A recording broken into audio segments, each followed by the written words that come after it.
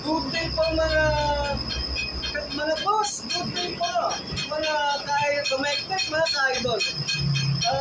Bali, update lang po tayo doon sa dangulag na materyales.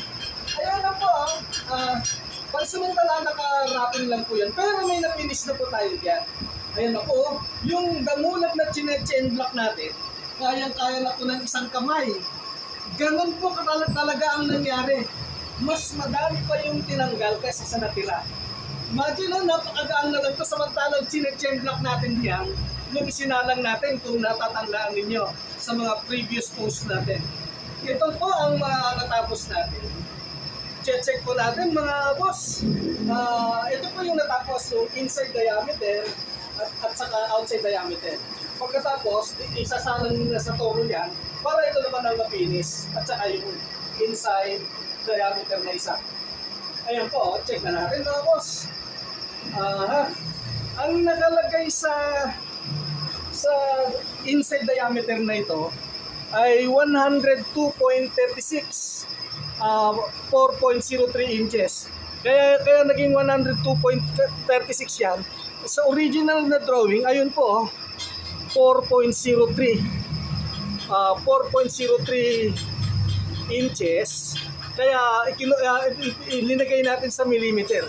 Yung 4.03 inches ay 102.36 millimeter. Check na po natin. Zero po ang vernier natin. Check natin yung diameter niya. Ano po ang lumabas?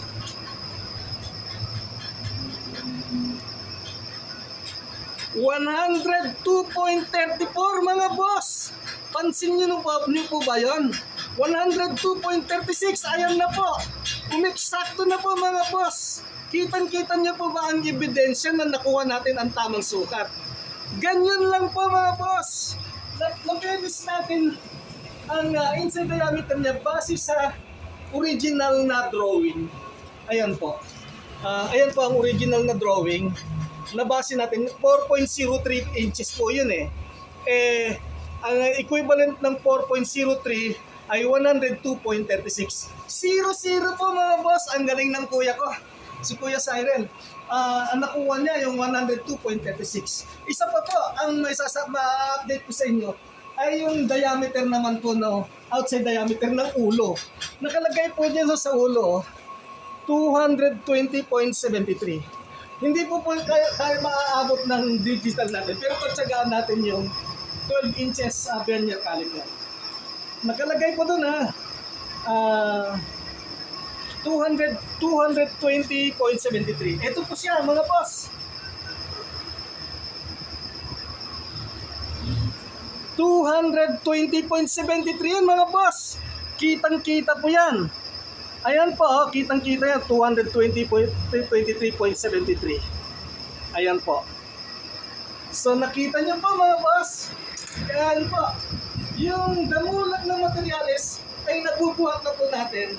Pero pipilis na po ni Kuya Cyril ito. Tapos na siya sa inside na yan at saka sa outside. Ito na lang po natira, itong mga outside dito at saka yung isang inside.